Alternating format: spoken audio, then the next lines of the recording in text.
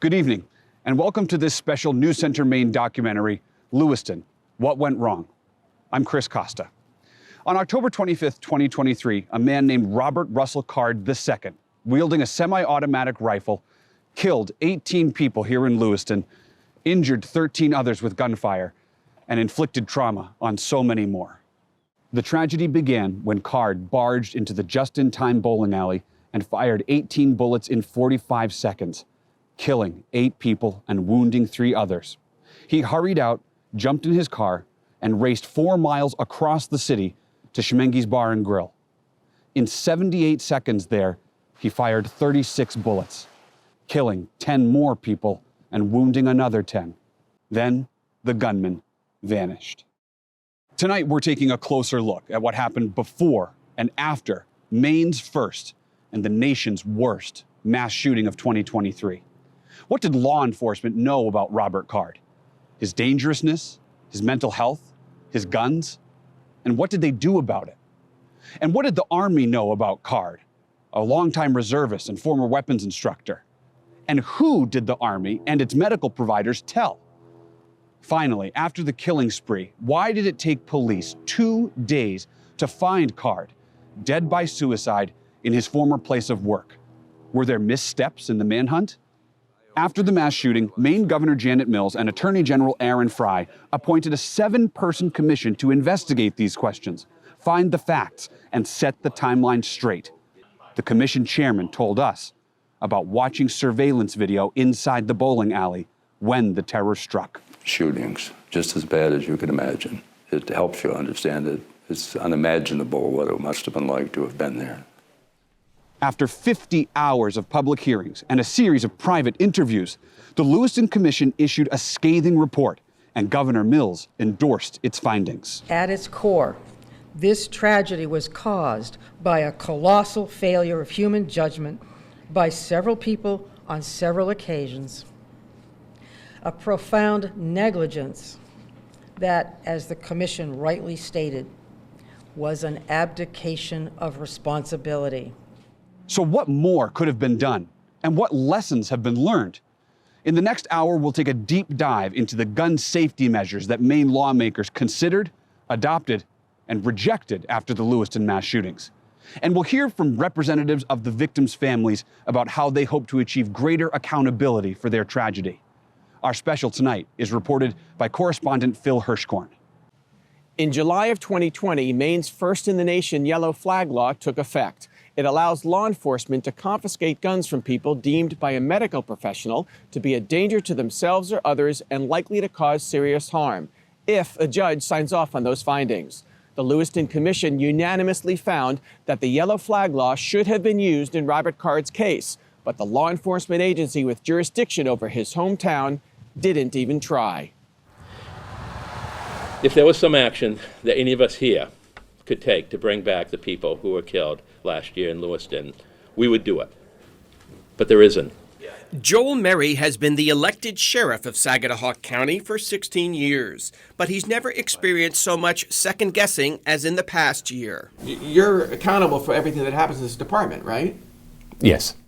The office received its first tip about Robert Card in May 2023, 5 months before he took the lives of 18 Mainers.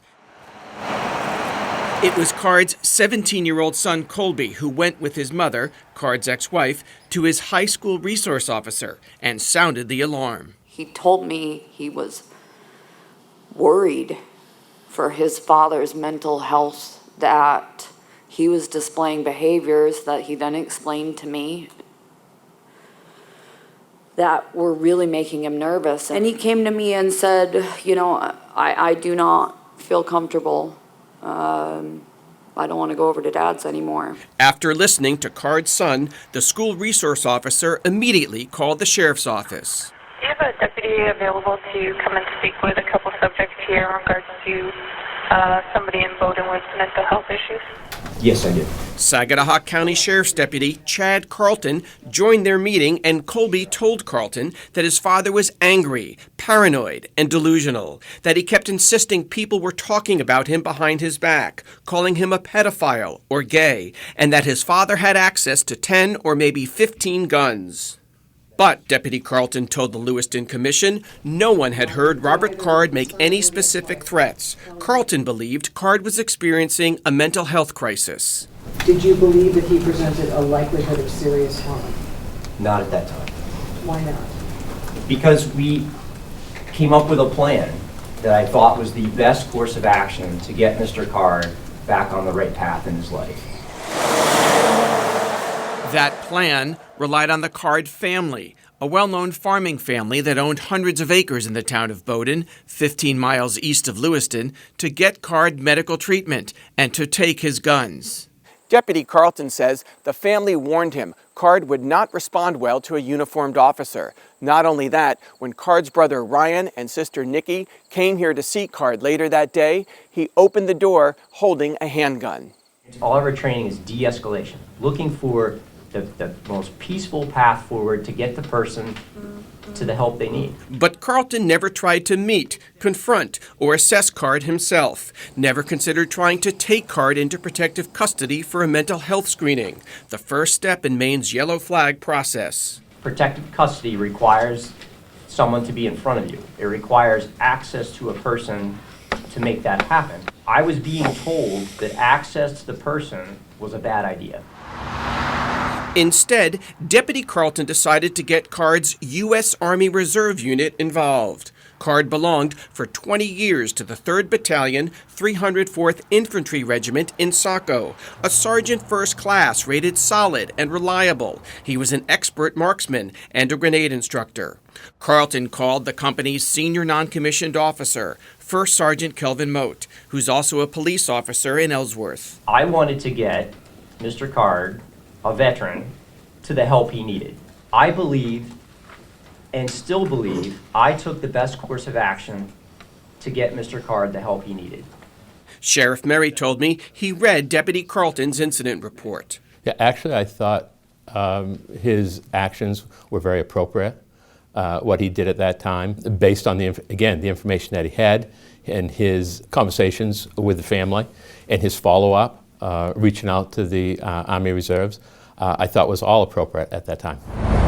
2 months later, on July 6th, Card went to a gun shop in Poland, Maine, and legally bought an AR-15 style semi-automatic rifle, a .308 caliber Ruger, the very weapon he would eventually use to kill on October 25th. 9 days later, on July 15th, Card arrived at West Point, New York for his unit's annual Army Reserve training exercises. On day one, his Army buddies and superior officers witnessed the kind of paranoid and disturbing behavior that Card's son and ex-wife had described to the sheriff's deputy. Welcome to the Keller Army Community Hospital at West Point. His unit commanders ordered Card to get a mental health evaluation at nearby Keller Army Community Hospital, which transferred him for more intensive treatment to a private hospital, 4 Winds, an hour's drive away. Card stayed there for 19 days and was allowed to go home on August 3rd with a medical treatment plan. He was pretty upset. One of Card's closest friends in the Army Reserve and a fellow civilian truck driver, Sean Hodgson, picked up Card in New York and drove him back to Maine. A few weeks later, in mid-September, Hodgson and Card traveled to the casino in Oxford, Maine for a night of gambling. And Hodgson says Card started flipping out on their drive home. Punching the steering wheel. He was saying that they ruined his life, that at some point he did punch me in the face, told me to shut the F up, shut the F up. Do not say another word. The way he was behaving was very threatening. He was escalating. It was just the totality of circumstance through the events leading all the way up to that moment where I was pretty convinced he was going to use harm.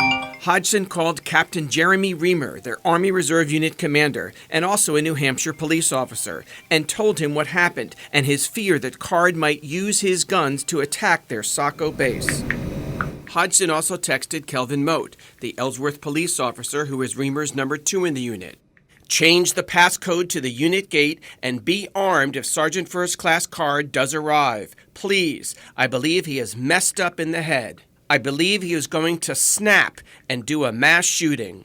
That message was sent on September 15th, 2023, 40 days before Card attacked in Lewiston. First Sergeant Kelvin Moat told the commission the text made the hairs go up on the back of his neck. He included it in a narrative he sent to the Saginaw County Sheriff's Department requesting a welfare check on Card. That was the department's second tip. I basically wrote a probable cause statement. But at this point, you believe that there was probable cause to implement the yellow flag law? Yes, ma'am, absolutely. With Deputy Carlton off duty, the assignment went to Sergeant Aaron Schofield, a deputy for 26 years. Schofield did not read Deputy Carlton's earlier report on Card, but an Ellsworth police detective briefed him on the concerns. There was no tone of urgency. What was the worst thing you were being told about Robert Card as of mid-September of last year? Well, that he had threatened to shoot up the Army Reserve, but that type of behavior, him shooting his mouth off, so to speak, was not that uncommon. In a conversation with his dispatcher, this was Sergeant Schofield's tone. Hey, so, yeah, it's not as pressing as they made out to sound. I'm going to be going to do a welfare check on Robert Card, C-A-R-D. Okay. And he's flagged in-house. No one going to be armed and dangerous, blah, blah, blah. Card lived in a single-wide trailer home, just a few minutes' drive from his parents. I went to Card's house. He wasn't there. There's nothing I can do about that. The Ellsworth police detective had told Schofield about Card's mental health hospitalization the Army had ordered 2 months earlier. So the hospitalization in New York, you knew about it? I knew about it. Why didn't that matter? It's a piece of the puzzle. By itself, it doesn't tip the scales one way or the other. You need to have a whole broad overview look of what's being reported to you, how it's being reported to you, the tone in which it's being reported to you. After 15 minutes checking for Card in his trailer and his father's house down the road, Schofield left. 2 hours later, he asked his dispatcher to send out an alert to all main law enforcement agencies about trying to locate Card and warning them he was known to be armed and dangerous. We get these teletypes, like I said, daily, at least every other day, if not daily. They are that common. The Saco police chief took the warning seriously. He stationed patrol officers outside the Army Reserve base ready to stop Card if he showed up for drills that weekend. On September 16th, Sergeant Schofield came back here to Card's residence to fulfill the welfare check. This time he brought backup, a sheriff's deputy from an adjacent county. Card's white Subaru was parked in front of the trailer, and the deputies could hear movement inside. What's the plan? To have a talk with him. He said, we just want to talk to you, knocked on the door. I said, we just, you're not in trouble. We just need to find out, what's going on with you. Is everything okay? Card did not answer. Schofield retreated, the Lewiston Commission found, after 16 minutes. The reality is I was on scene for over 2 hours back out of his driveway, and I parked where I could stare at the end of his driveway, hoping he would come out eventually.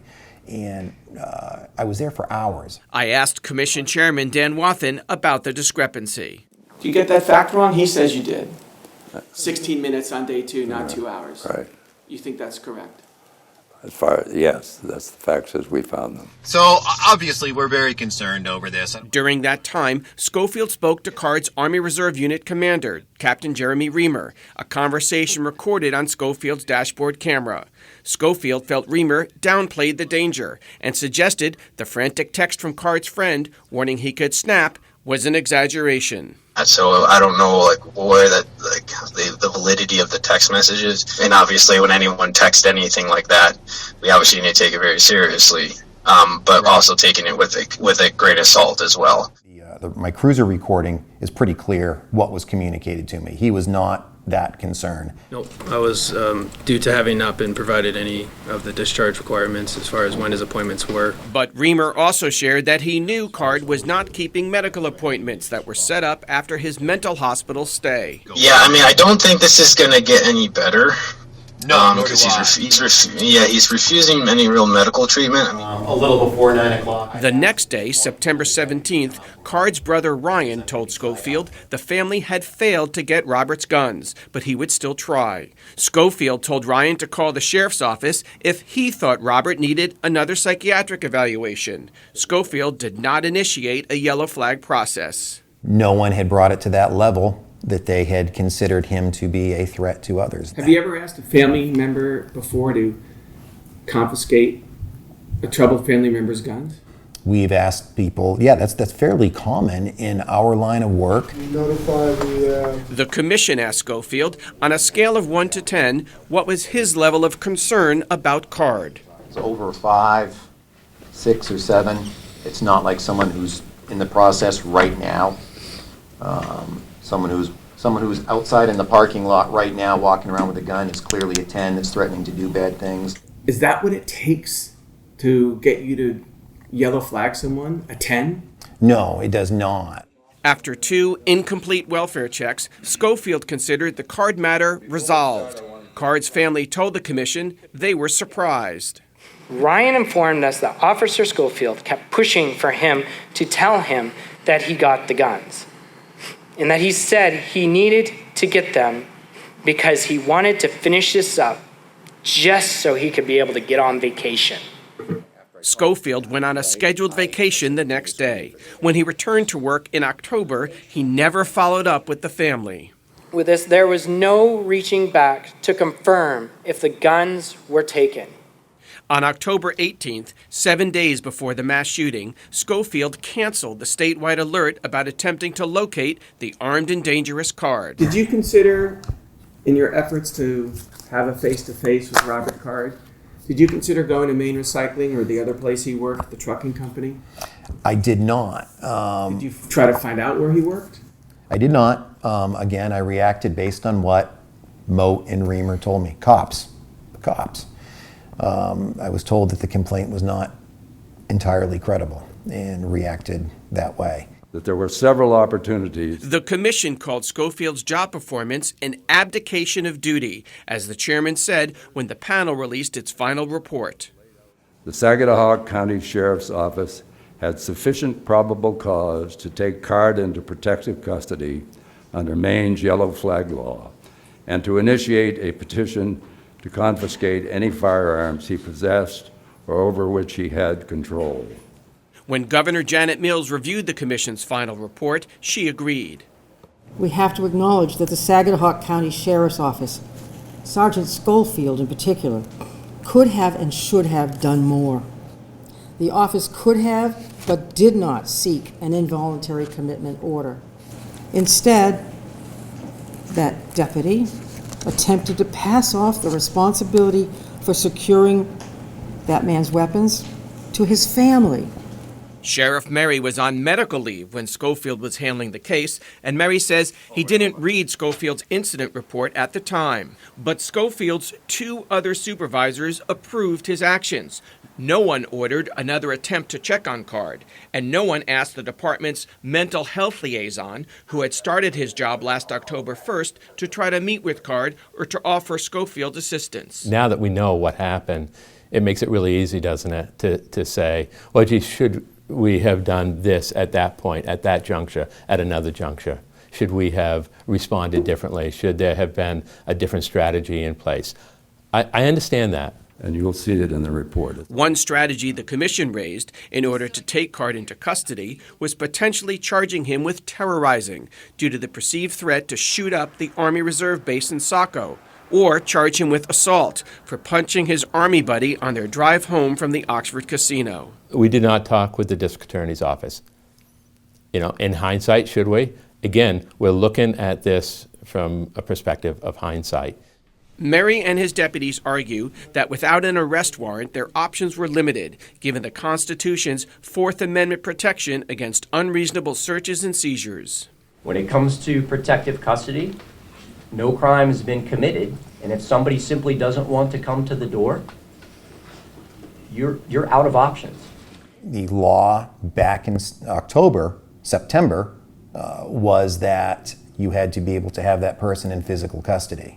How do you take that person in physical custody without violating their Fourth Amendment rights? So at no point neither you nor the others in this department, for example, sat around and said, let's get a tactical team and kick down this guy's door, right? Was that a good option? Absolutely not. And the training that we have today would tell you that that's not what we do. That's not what law enforcement does. Kick down doors and go in and create a potential confrontation. From the time Maine's yellow flag law took effect in July 2020 through October 2023, the Saginaw County Sheriff's Office never carried out a single weapons confiscation order. It's cumbersome. Deputies Carlton and Schofield told the commission taking someone into protective custody, obtaining the required medical evaluation, and submitting the paperwork for a judge to review can take 8 to 10 hours. Well, in my world, that's a full shift. The hurdles to do that yellow flag were just, give me a break. It was over the top. It shouldn't be as cumbersome as it is. No, it is not cumbersome. It never was. I think that there's always a learning curve for the people that are implementing a new law. David Trahan helped write the yellow flag law. A former state legislator, for the past 14 years, he has led the Sportsmen's Alliance of Maine, the state's premier gun rights group. For him, the mental health assessment and judicial review aren't hurdles, they're essential. First of all, it has high levels of due process. I know because it was tested in the courts here in Maine and found to be constitutional. It has a process by which the individual is identified to be in crisis. They're connected to services and help. At the time they're in crisis, their firearms are potentially removed by the court, and then they can get them back when they're back to being healthy again. According to data provided by the Maine Attorney General, the law got off to a slow start, resulting in only 25 weapons restriction orders in its first 2 years, or one a month. Then in the fall of 2022, a behavioral health nonprofit, Spurwink, began conducting almost all of the yellow flag medical exams for the state by telehealth. I think as departments have gotten more familiar with the process and done it more times, they've been able to shrink the amount of time that it takes. Ben Strick, who oversees adult behavioral health at Spurwink, employs a team of psychiatric nurse practitioners on call 24 hours a day, 7 days a week. With Spurwink involved, the pace of weapons restriction orders increased, 51 in the first 9 months of 2023, more than 5 every month. But all the weapons restriction assessments are conducted virtually. No trip to a hospital emergency room is needed. The assessments can be done from a police station. Or right in the back of the cruiser. Since Lewiston, the number of yellow flag orders has soared 17 times over to 407 in the past year. That's 34 every month, more than 1 every day. These are not ambiguous. People are not bringing things to us that aren't a slam dunk. How often do your reports get overruled by a judge? I'm only aware of one.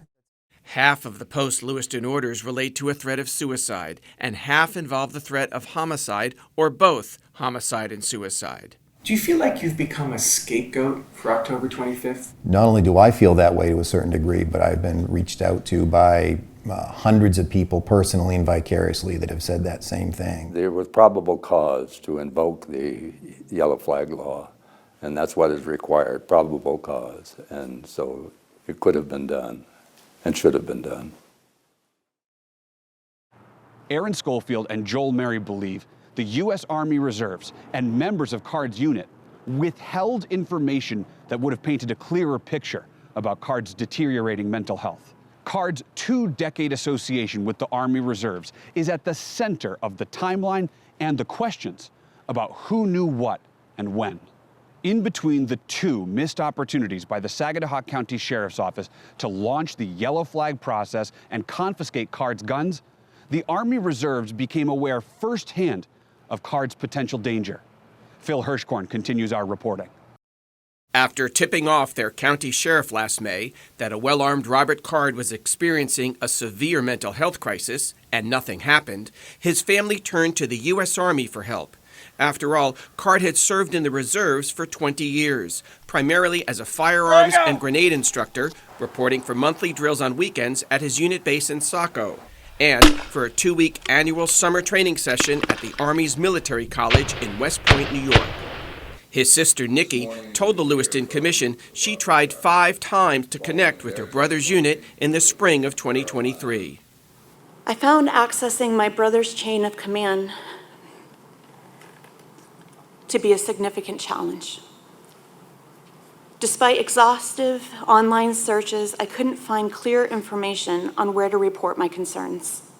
Despite leaving numerous voicemails, none were returned. By mid-July, without any intervention, Card went to West Point, along with 15 to 20 men from his unit.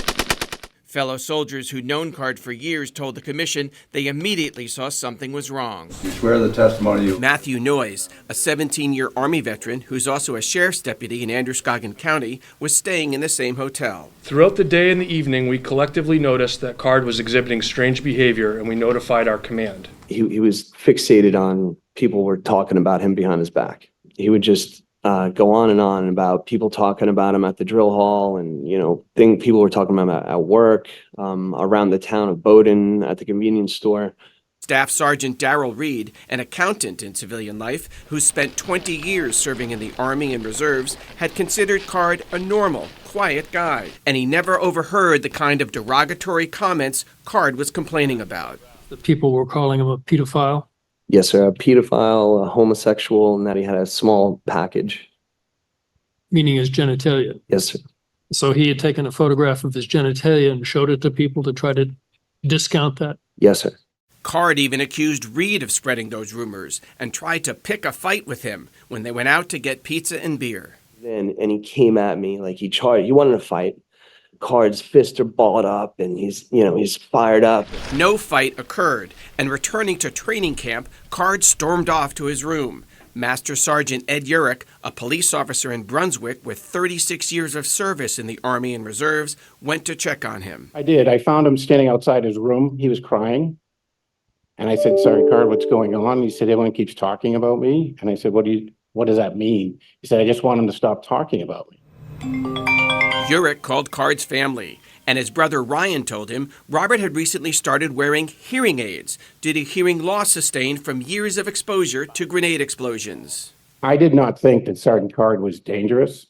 I thought his hearing implants were really messing with him and his decision making. Like the past 6 months, he just got these brand new hearing aids, and it's messing with his head. That first night at West Point, after the altercation with Reed, Card locked himself in his room and refused to answer the door. Urich, joined by the Reserve Unit's No. 2 in command, First Sergeant Kelvin Mote, a police officer in Ellsworth, used a master key to get into the room, and they observed Card with the blank, 1,000-yard stare. He has to go somewhere. The next morning, they called New York State Police. Robert. 3 troopers arrived at his room, their conversation captured on body-worn cameras. Can you open the door for me, please? Thank you, my man.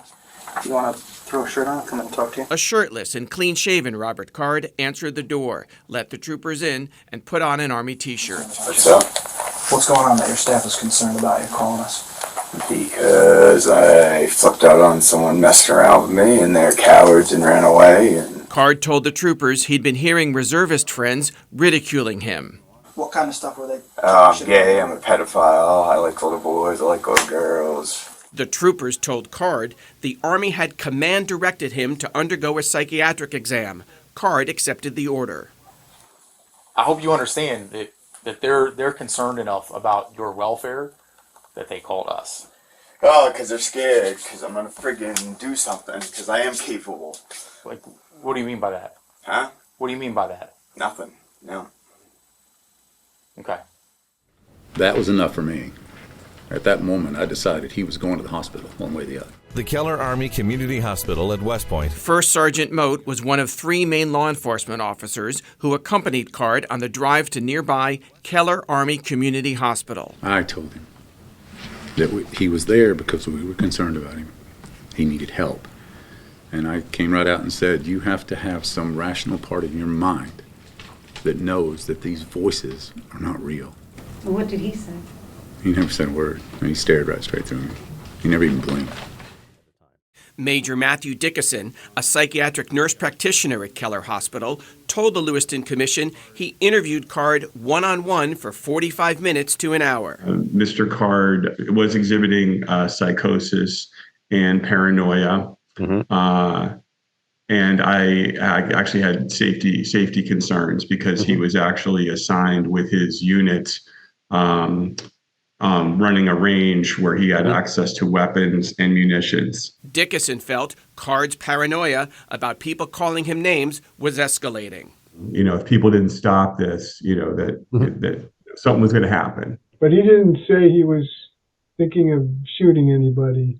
No, nothing like that was said to me. But Dickinson updated Card's military profile to restrict his access to military weapons for 90 days. Welcome to Four Winds Hospital. Dickinson told the commission he felt Card needed more intensive care, so he had an ambulance take Card to the private, Army-contracted Four Winds Hospital, an hour away in Westchester, New York. Card was not committed. He agreed to go.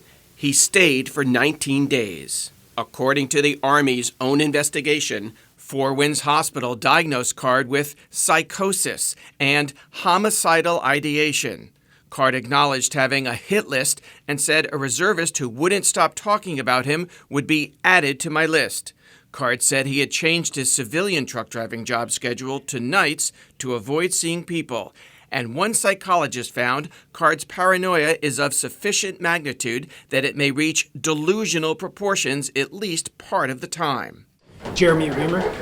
And do you swear that the testimony in... While Card was hospitalized, Major Dickinson called Card's Reserve Unit commander, Captain Jeremy Reamer, and recommended that both Card's military and personal weapons should be removed from his home in Maine. The Lewiston Commission questioned Reamer twice. So you knew the diagnosis they had, right? Yes, sir.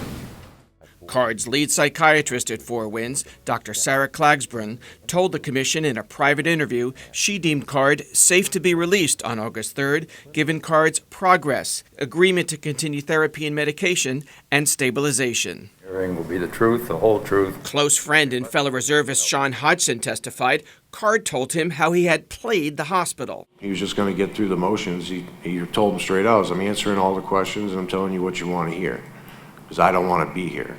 Safely, and Master Sergeant Urich told the commission he was surprised the hospital let Card leave, and so was Card's family. We thought that he was going to be there for a very long time. And when Ryan Card called me and said he was out, I said, that can't be true. And he said, actually, how naive I was. I said, well, then he's out better. And he said, no, he's still the same. And I said, I don't believe that the hospital released him the same way they got him. I just don't believe that. And he said, he is the same. On August 5th, 2 days after leaving the hospital, Card went to Coastal Defense Firearms in Auburn to pick up a suppressor or silencer that he'd ordered online. But on the background check form, Card mistakenly self-reported he had been committed to a mental institution. That prohibited him, under federal law, from obtaining the silencer. He left the store empty-handed. Four Winds Hospital had given Card a prescription for the antipsychotic drug olanzapine and a schedule of follow-up appointments. The hospital asked his reserve unit commander, Captain Reamer, to ensure Card stuck to the treatment plan. Did you do that? I was not provided in his discharge as far as when his follow-up appointments were. Card did not keep his medical appointments and stopped taking his antipsychotic olanzapine pills. Investigators would later find 53 left in a bottle of 60.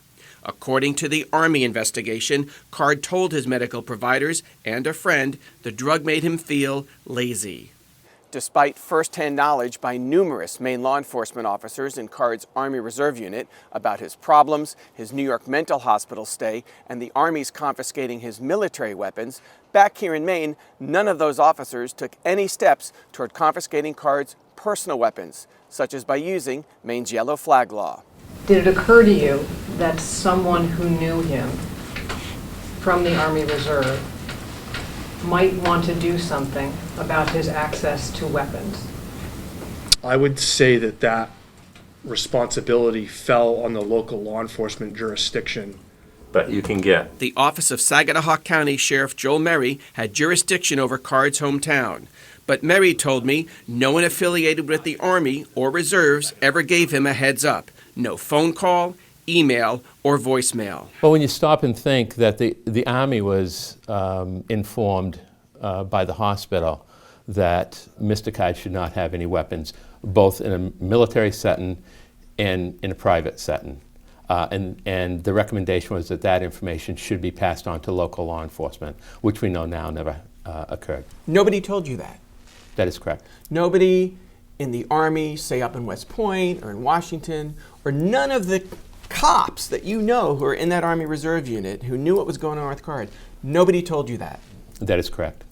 Nobody told you, as the hospitals found, that he had psychosis, that he had a hit list, that he had homicidal ideation. That is correct. If you had been told about that, if you had been told about his mandatory mental health hospitalization for 19 days in between the 2 visits your office tried to execute, what would you have done differently? Well, I think there would have been a different approach, and there would have been a strategy around how to approach Mr. Card and remove his weapons. Card's commanding officer. The Lewiston Commission concluded the leaders of Card's reserve unit failed to take steps to reduce the threat that Card posed. Card's commanding officer knew of his auditory hallucinations, increasingly aggressive behavior, collection of guns, ominous comments about his intentions. Despite their knowledge, they ignored the strong recommendation of Card's mental health providers to stay engaged with his care and take steps to remove weapons from his home. In mid-September 2023, when Card's close friend, Sean Hodgson, texted the unit's top 2 leaders, Captain Reamer and Sergeant Moat, that he believed Card could snap and commit a mass shooting, they asked the Saginaw County Sheriff's Department to attempt a fresh welfare check on Card. So when you had a conversation with Moat after you sent this text to him, did you take back anything that you had written in the text? No, I stood by that text. When you spoke with Captain Reamer, did you back off or tone down anything that you had written in the text? No, they were asking me why I thought that. Did he make direct threats? But I was like, yeah, I feel as though he's going to do this. It's gradually getting worse. And yes, he did threaten people at the unit. First Sergeant Moat told the commission he had no luck himself reaching out to Card. I called, but he never answered my calls. Did you contact the sheriff's office to inquire as to what their plans were? No, ma'am, I did not. Why not? So, in the law enforcement community, if I make a complaint to you, do a request, if I tell you how to do your job, you're going to hang up on me. Because I trusted that the law enforcement, based on the information they get, that they would take it and run with whatever policy and however they wanted to handle it. Well, I was asking them to go out and put eyes on him and check his well-being. And to see if he was a threat to himself or others? Well, for them to make that determination, yes. Aaron Schofield, the Saginaw County Sheriff's deputy tapped to do the welfare check, told me when he talked to Moat that day, he undermined Hodgson.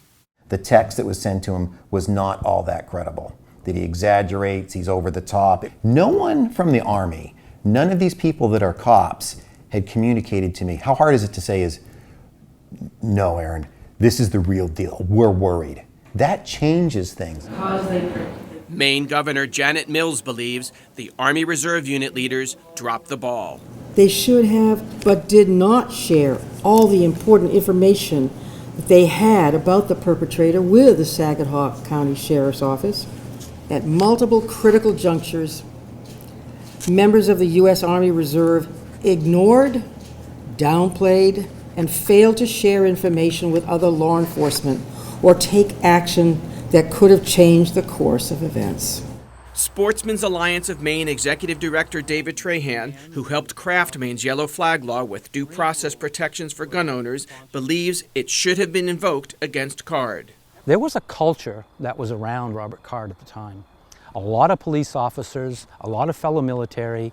I believe many of them were friends of Robert Card, and likely were giving him some sort of cultural deference they wouldn't have to, say, a person off the street. The Army Reserve declined our request for an interview, but in a press conference upon the release of the report on its own investigation, the Lieutenant General in charge, Jody Daniels, explained how commanders' power over reservists is limited. That a U.S. Army Reserve soldier is only in a duty status for about 38 days per year, and outside of that duty status, unit commanders have no legal authority to compel soldiers to undergo medical treatment, to execute follow-on care, or surrender personally owned weapons, regardless of the circumstances. That position irked Maine U.S. Senator Susan Collins, who had requested the Army investigation. I found that to be a completely unacceptable excuse, and a very disappointing one to say, gee, it's not really our fault because we don't have day-to-day control of this individual. You can extend the active duty time of a reservist. And when Robert Card came out of the mental hospital, there's no reason why they couldn't have extended his active duty time. Lieutenant General Daniels said the Army did make contact with Card's family, but there was a miscommunication as to who was removing his weapons. Daniels' overall assessment was harsh, and 3 reserve leaders were sanctioned. While unit leadership took several consistent and sustained actions to address Sergeant Card's deteriorating mental health, his mental state, there were also a series of failures by unit leadership. I have held members of the chain of command accountable by taking appropriate administrative actions against the officers found derelict in their duties. That's not enough for the families of Lewiston victims who are planning to sue the Army. This was not a situation where someone just snapped and no one had any idea it was going to happen. The warning signs were there were failures, and now comes the time for accountability. Later this hour, we'll hear more from victims' families about why they want to sue the Army and how Maine's 2 U.S. senators want to reform it. Next, the manhunt. After committing the worst mass murder in Maine's history, Robert Card disappeared, prompting what the Lewiston Commission labeled a chaotic response that improved over time. The search took 2 days, but no other lives were lost, and communities were protected. Here again is Phil Hirschkorn. At 6:54 p.m. on October 25th, Robert Card entered just-in-time recreation and began his rampage. By the time police received the first 911 calls from the bowling alley, Card was gone. 13 minutes later, and 4 miles away, the scene repeated at Schmeggy's Bar and Grill. Though police again responded quickly to 911 calls, they were too late to intercept or capture Card. It was now 7:13 p.m. The manhunt was underway. Maine State Police established a command post and soon obtained a major clue: video of the then unknown gunman from a surveillance camera inside the bowling alley. By 8:06 p.m., images were shared with the news media and the public. This is who police are looking for right now. If you recognize this person or this vehicle here. Next, police obtained and shared this image of the gunman's 2013 white Subaru wagon from a surveillance camera outside of Schmeggy's. At 8:33 p.m., the city of Lewiston announced a shelter-in-place order. At 9:20, Card's sister, Nikki, called the Lewiston police and identified her brother as the shooter. At 9:33, working with his wireless carrier, police figured out Card's cell phone was in his trailer home in Bowdoin. Police surrounded the residence, but he wasn't there. Is that the vehicle, the suspect vehicle you guys have in that parking lot? At 9:56, police in Lisbon, 8 miles from Lewiston, spotted Card's Subaru wagon at the boat launch next to the Sabattis River. At 10:37, a tactical team approached the car and rammed the driver's side door. Card wasn't inside, but the rifle he used in the mass shooting was loaded with 15 bullets plus 5 spare magazines of ammunition. About 400 law enforcement officers from around Maine were sent or self-deployed to the area. Major Lucas Hare oversees state police operations. At that point, we have 2 objectives. We need to stop the killing, and we need to find the person responsible for it. The fact that Card had abandoned his car in a wooded area worried Major Hare. It immediately made me think that there was a possibility of an ambush. A fear exacerbated by information received that Card possessed a thermal scope for his guns. So that gives him the ability, in my layman's terms, to see in the dark. A New Hampshire State Police helicopter detected a heat signature, so police followed the trail, but it proved to be a dead end. We had no idea where this suspect was. We didn't know where in the state he was. Sergeant Greg Roy, the state police tactical team commander handling 16 teams that night, decided not to deploy a canine team to track Card through the woods. He told the Lewiston Commission helicopter rotor wash and exhaust fumes from idling police cars would have minimized Card's scent. By the time we were ready to do that, which was around 11 p.m., would have been over 3 hours. In the canine track world is a very long delay track. And as time goes on, that scent dissipates. Sergeant Roy also worried a canine track would draw an ambush. Given the weaponry, given the technology that we at least at this time believe the individual possessed, that would be an unwinnable situation for a canine team to be tracking at night under white light. This path leads from the Lisbon boat launch to Robert Card's prior employer, Maine Recycling, less than a mile away. Around 2 a.m. on October 26th, a pair of Lisbon police officers who'd heard about that job decided on their own to search the business. We went into the overflow lot and just searched the open trailers, whatever we could see with a spotlight. We didn't really get out and open closed trailers. It was just really just looking to see if we saw anything suspicious. Police officer Renee Bernard saw about 30 trailers. I entered off from Capitol. Detective Richard St. Amant was driving their unmarked vehicle. Using the spotlight from the car, illuminating basically underneath and between trailers to the best of our ability to see if there was any movement. Nothing stood out to give us any indication anybody was there. It was pretty evident that the trailers that I was approaching were relatively empty. Some of them had some pallets inside. What was the purpose of this search? Well, we had no information that he was there. I mean, he could have been anywhere. They were not well armed or protected. Bernard was carrying only a standard police-issued 9mm pistol. St. Amant was wearing only a bulletproof vest. A third officer with them suggested they stop and consider the risks.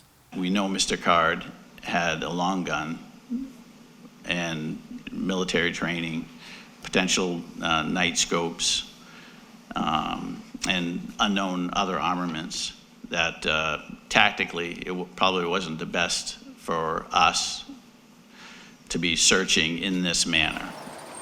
The officers left Maine Recycling after 10 minutes. He told them that since Robbie's car... According to Card's brother-in-law, James Hurling, Ryan Card was telling police Maine Recycling was a place Robert could hide.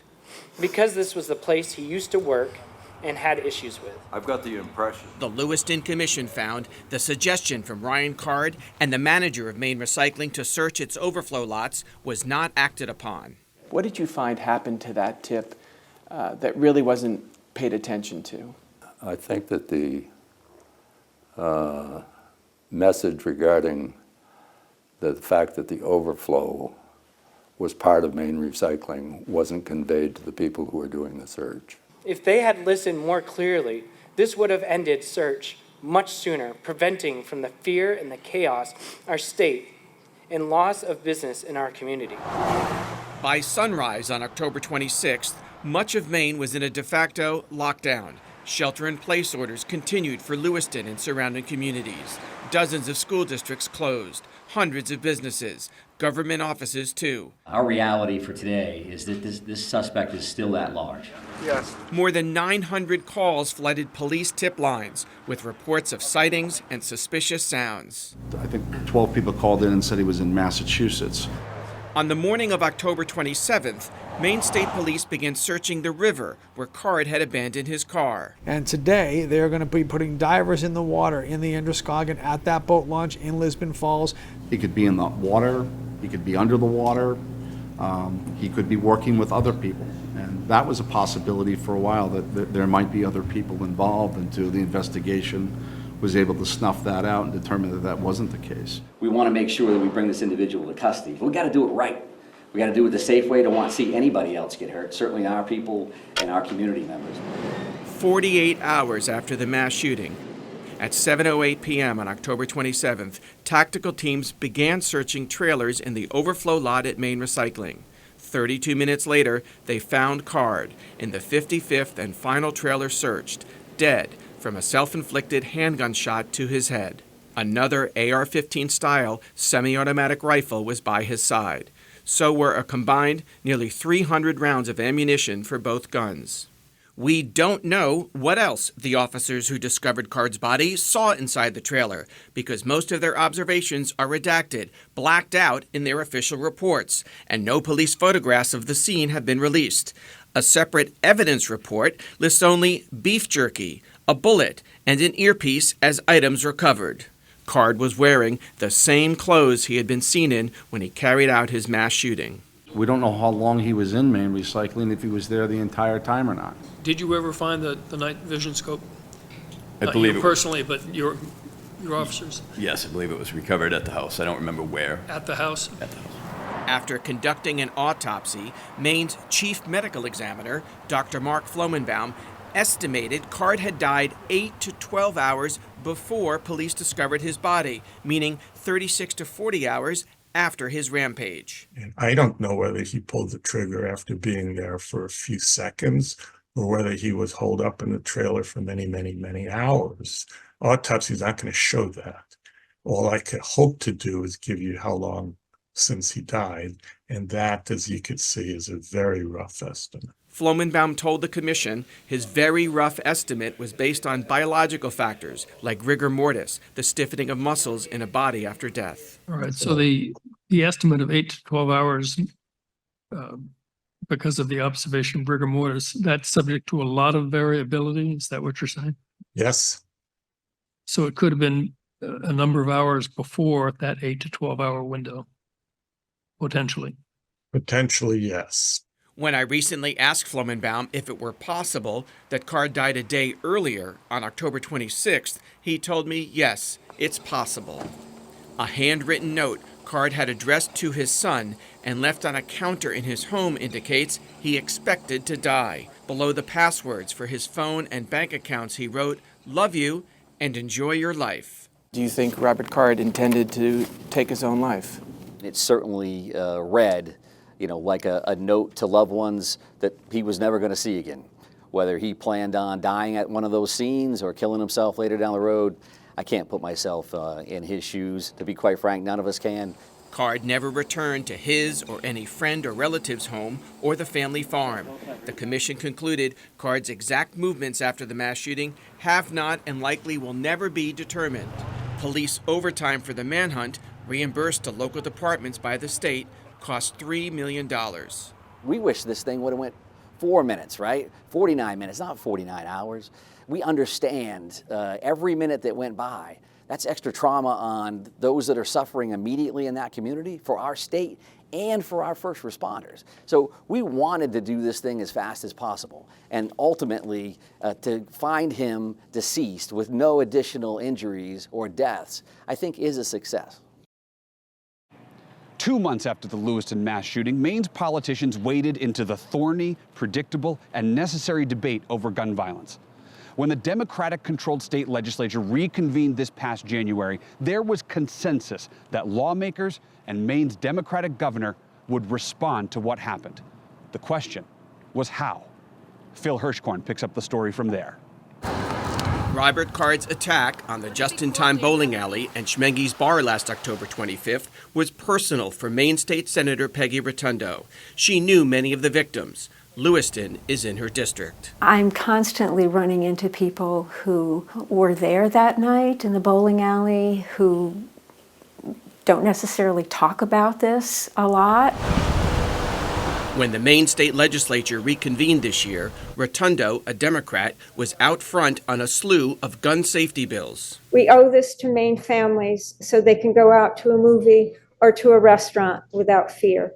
She was the lead sponsor of a bill to impose a 72-hour waiting period to collect a legally purchased gun, and the governor's bill to expand background checks to private gun sales and to improve the state's yellow flag law that had befuddled the sheriff's department informed about Robert Card. Rotundo, as the Appropriations Committee co-chair, also shepherded $42 million in new funding for mental health crisis centers and programs around the state. For me, it's about reducing gun violence within communities and making communities safer for everyone living in them. We will talk with our representatives before they enter. From the start of the session, proponents of gun safety measures rallied legislators to do something. My son was killed on October 25th. Do I think anyone should ever own an assault rifle that can do this kind of damage in such a short time? No.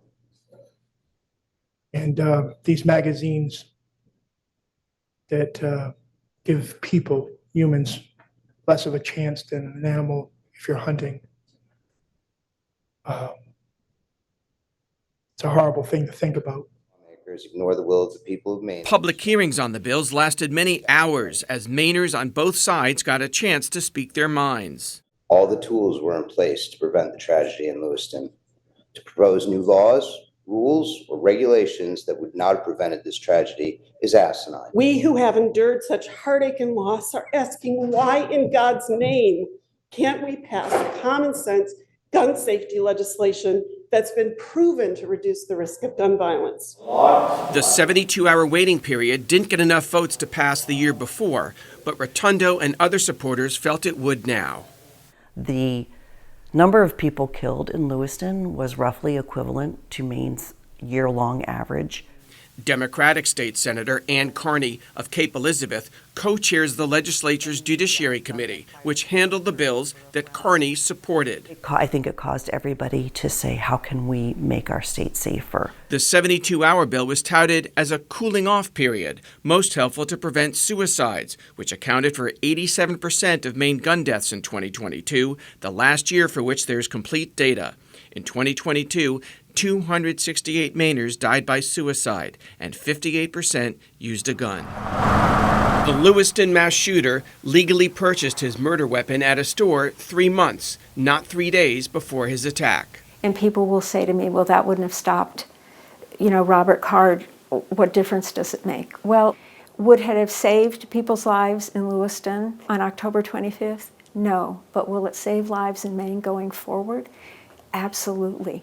The bill's opponents argued a waiting period would infringe on their Second Amendment rights and could especially put women in danger. Once a background check has already been passed, imposing an arbitrary waiting period could be the difference between life and death for someone looking to leave a domestic violence situation. That's 72 hours. You're denying someone the ability to defend themselves. Republican State Senator Matt Harrington of Sanford, who's also a police officer, is his party's leader on criminal justice issues. In the example of my district, 3/4 of my district doesn't have a police department. So you could be waiting 20, 30, 40 minutes for a deputy or a state trooper to respond. But advocates for domestic violence victims told legislators a woman with a gun is likely to see it used against her. A gun is not going to be a good safety plan to help defend themselves against somebody who's assaulting them. I just wholeheartedly disagree with that connotation. There are many women who are fully capable of defending themselves. After the legislature passed the bill, Governor Janet Mills expressed mixed feelings about the waiting period, but did not veto the bill. She cited the arguments about suicide prevention as persuading her to let it become law. The pro-gun owners' rights Sportsmen's Alliance of Maine, which gave Mills an A rating in her 2022 re-election race, plans to sue to overturn the waiting period. All it does is delay honest people from getting a firearm if they need it. Why don't you just call the police, David? Because it's going to take a while for the police to get there. In Portland, that works. In Lewiston, that works. In Bangor, that works. Not in rural communities. You might not see a police officer for an hour. And it's my right under the Constitution to be able to defend me and my family. And if I pass all the government screenings, I should be able to do that. No Maine legislators proposed a ban on the kind of semi-automatic long guns known as assault weapons, like the Ruger rifle used by Robert Card. That disappointed Nicole Palmer, who leads the Maine Gun Safety Coalition. Banning assault weapons would certainly be a very valuable tool in helping to prevent mass shootings in particular. Almost all mass shootings are performed with an assault rifle. We know this. The Maine legislature did not consider even a draft bill for any kind of assault weapons ban. Why not? So I have a couple answers to that question. First of all, what is an assault weapon? Carney believes the debate would have been mired in disputes over merely defining which guns qualify as an assault weapon. And as a practical matter, there weren't enough votes for a ban. We didn't try to regulate semi-automatic weapons, but we did try to prevent semi-automatic weapons from being modified so that they function like machine guns. The legislature approved a Carney-sponsored ban on the sale of rapid-fire devices known as bump stocks. But Governor Mills vetoed it, calling its language so broad and ambiguous it could unintentionally ban guns used for hunting and target shooting. Can you explain why you didn't sign? I asked the governor, who has opposed an assault weapons ban, why the idea wasn't even part of the conversation. I guess I'm not going to offer an opinion on any other law that's not in front of me, any other proposal that's not in front of me, frankly. Maine Democratic Congressman Jared Golden, historically an opponent of gun control measures, lives in Lewiston and represents Maine's more conservative 2nd Congressional District. He surprised everyone one day after the mass shooting with this declaration. I have opposed efforts to ban deadly weapons of war like the assault rifle used to carry out this crime. The time has now come for me to take responsibility for this failure, which is why I now call on the United States Congress to ban assault rifles. But in Washington, in the Republican-led U.S. House of Representatives, a proposed ban was a non-starter, as was a bill from independent Maine Senator Angus King to limit magazine capacity for rifles and shotguns to 10 bullets. It didn't even get a committee hearing in the Democratic-controlled U.S. Senate. The shooter at Lewiston had two 20-bullet magazines duct taped together, so he could just keep firing. And what we tried to focus on in this bill is not the appearance of the weapon, but its lethality and functionality. Again, that I sincerely believe will protect me. In Augusta, Maine Democrats, who control the majority in both chambers, did not follow the lead of King or Golden. My guiding principle was to get past the most protective legislation we could, and we didn't have a sense that we could get legislation that restricted semi-automatic weapons passed. What Carney and the Democrats could pass, with the governor's backing, was expanding background checks to cover, for the first time in Maine, private gun sales that are advertised. Where it's not somebody transferring a firearm to someone who's known to them, but transferring a firearm to somebody who they know nothing about. Those will be subject now to background checks. And I think that that's going to be really good for our state. The Maine Sportsmen's Alliance opposed the new law. My members don't support expanding background checks because of the fears they have of where it can all go, to a registry, a database, that sort of thing. But I think a lot of these laws are built to make people feel safe. I don't want to pass laws that make people feel safe but don't do anything. And that's what it feels like some of these laws were, is we got to do something. We've had this crisis and this tragedy, and we got to pass something so that people feel safer. It's actually ludicrous that we passed this law. Harrington sees a loophole in the new law that was designed to close a loophole. As long as I'm not advertising it, hypothetically, it's perfectly legal for me to buy a gun same day in the back of a van in a Walmart parking lot, but a law-abiding gun owner who wants to go buy it at a federal firearms dealer can't buy it same day. Maine legislators, as requested by the governor, updated the state's yellow flag law.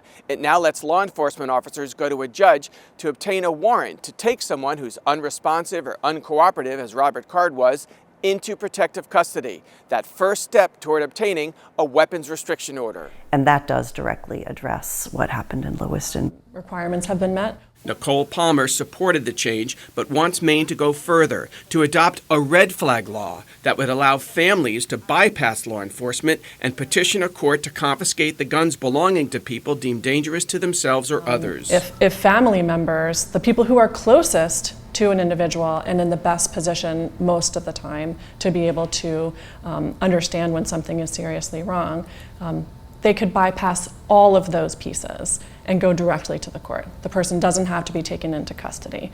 And for some family members, they don't want their loved one to be taken into custody and put in the back of a police car. they can just go directly to the court, present their evidence, and get the order. A red flag bill, hastily introduced in the closing days of the legislative session, never got a floor vote in the Maine House. If the legislature fails to pass the bill in the coming year, Palmer's coalition plans to bring the issue to Maine voters in a ballot referendum. Republicans and the Sportsmen's Alliance of Maine plan to fight it. The yellow flag is a far superior system. The family members can already participate in a yellow flag. They're saying it's cumbersome, but yet it's saving lives. As a law enforcement officer, I don't want to knock on someone's door to seize their weapons based on the statement of, simply based on the statement of a friend or relative.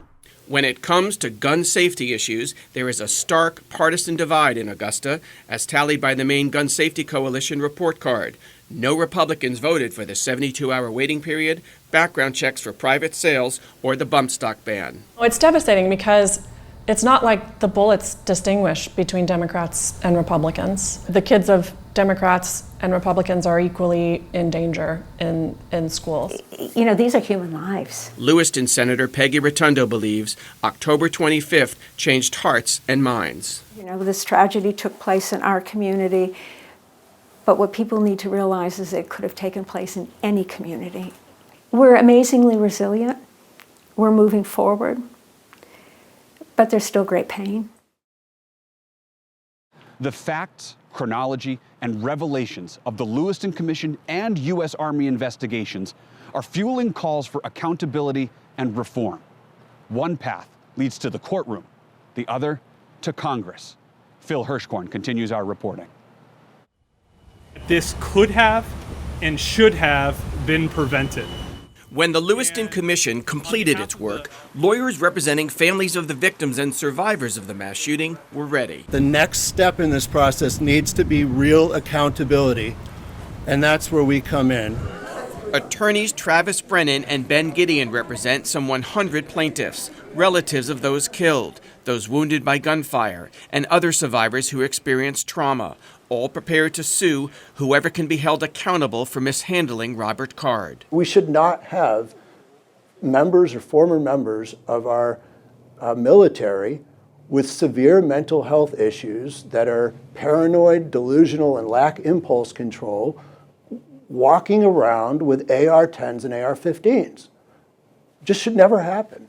Our clients, at the end of the day, they want to understand, as painful as it is, how and why this could have happened. Because if you don't understand how and why this happened here, there's no hope for fixing this. There's no hope for preventing this from happening in the future. Their planned lawsuit echoes the sentiments of many family members who testified at the Commission's public hearings. My name is Kathleen Walker. Kathleen Walker was bowling at Just-in-Time Recreation with her husband of 27 years, Jason, last October 25th, sharing a lane with Jason's best friend since childhood, Mike Delorier, and Mike's partner, Stacy Sear. As soon as Robert Card fired his first fatal shot, Jason yelled to me to get down, and his first instinct was to keep me safe.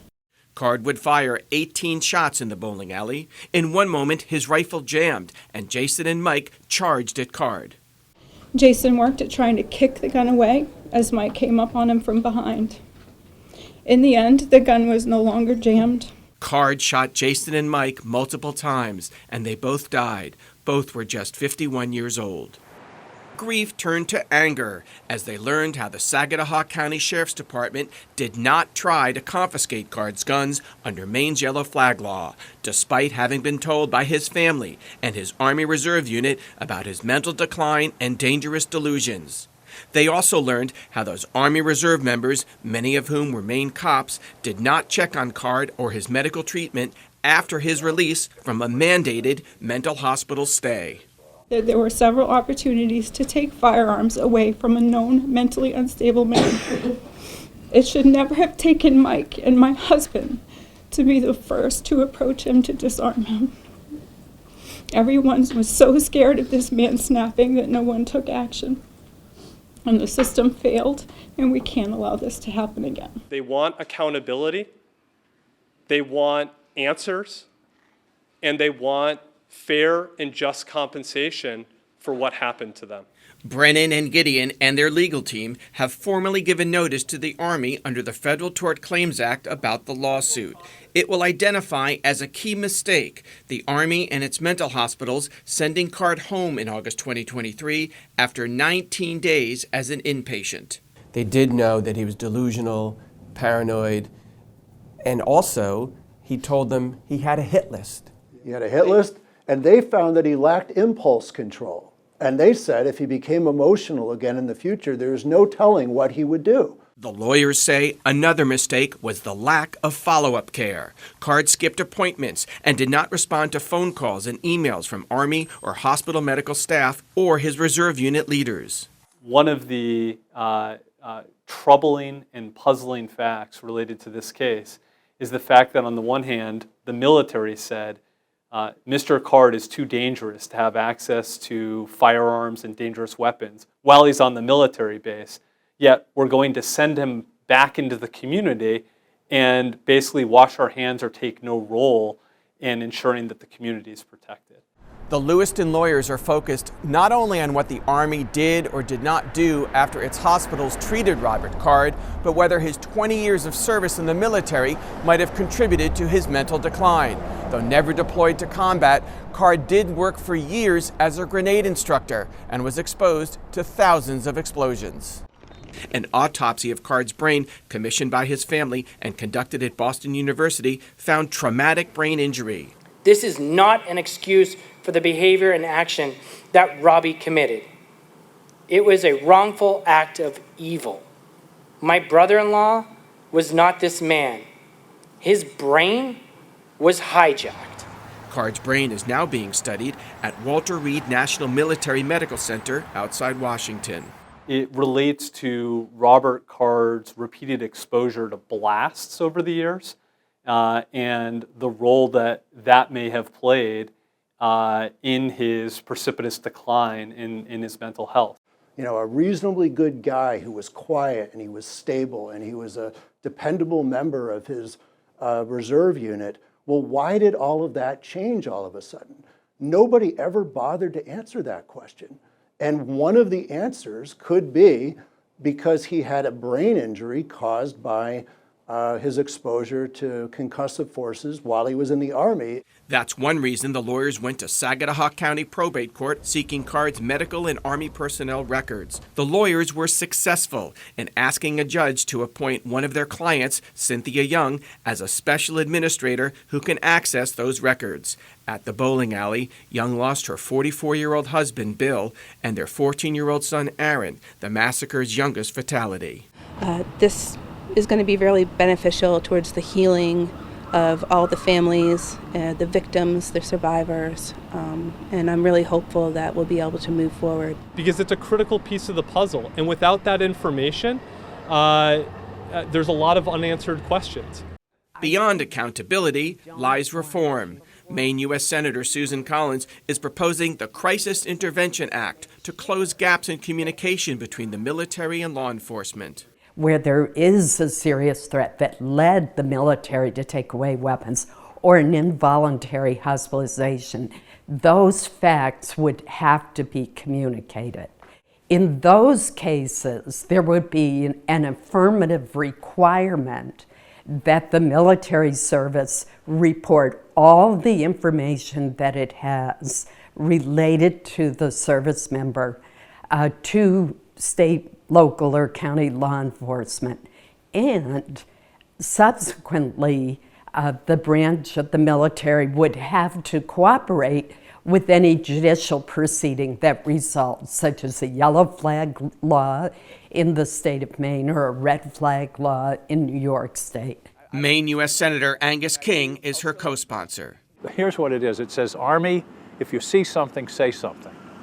And it's just a question of notification to insist that the Army make those, or the military, make the notification clearly and unequivocally to the states so they can then take some action to protect their citizens and to protect this person who may be suicidal. A second Collins and King proposal, the Blast Over Pressure Safety Act, would address the impact of training and battlefield explosions. What we want to do in this bill is to do a baseline assessment of people who are in the military, of their brains. And then if they are exposed to very loud blasts repeatedly, we want to keep monitoring them and doing assessments to make sure that they do not have brain injuries from it. Screen everybody coming in for their brain situation. It's just like high school football players have a baseline concussion protocol. Everybody has to be screened in advance. Secondly, test annually. It's telling the Army, frankly, to do stuff they ought to be doing anyway. It may surprise you that no one in Maine law enforcement is expected to be a named defendant in the lawsuit. That's because state law provides broad immunity to government employees when they are doing their job. On Election Day, Saginaw County residents will vote for sheriff. There are only 2 candidates on the ballot, Deputy Aaron Schofield and incumbent Sheriff Joel Merry. From 0 on October 25th, the office has now used Maine's yellow flag law to confiscate weapons 20 times. I feel bad for what had happened. I wished I had the opportunity to do something different. I didn't want those people to get hurt and killed. I'm sorry for what happened to their families. I wish things had been done differently. It's painful. The state hurts for what happened at the tragedy there, and I pray to God that nothing like that ever happens again. My perspective is, how do we fix this? How do we make this so that it never happens again? You know, and if there are things that were done wrong, you know, let's fix them. On October 25th, Danielle Jasper and her husband, John, were at Schmenge's Bar and Grill to play cornhole with friends. John was shot and survived. Danielle was traumatized. My life has now forever been changed. I don't feel safe. If I walk into a restaurant or a business, I look for places I can hide or ways I can get out. But Jasper also had a message for the members of multiple agencies who she feels let CARD slip through the cracks. When you sign up to protect and serve your town, your state, or your country, you sign up to do uncomfortable things. So when there is someone who is a danger to themselves or to the community, do the uncomfortable task and protect us. I think we're all still sort of numb from what happened to the victims and to the survivors and the family members that were associated with them, that we can't imagine what they went through, and I'm sure that they're going to go through it again as the anniversary of this rolls around, and will for the rest of their lives be living with this tragedy. That concludes our special documentary, Lewiston: What Went Wrong? Thank you for watching, and have a good night.